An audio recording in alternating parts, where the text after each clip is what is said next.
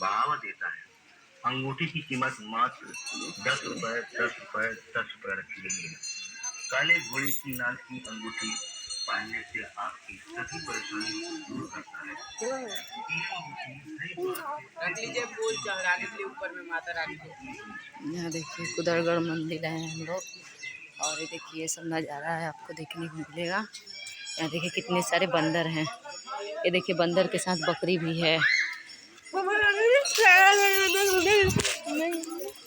लुकवा लुकवा लुकवा लुकवा लुकवा okay लुकवा okay लुकवा लुकवा okay लुकवा वो प्रसादिया करी झोलवा में रखते नोचबा करी प्रसादिया में रखबे तब ना देखिए झोलवा में बोलना है सड़िया में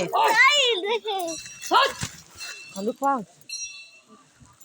ऐसे देखावा चलबे तो नोचबा करी।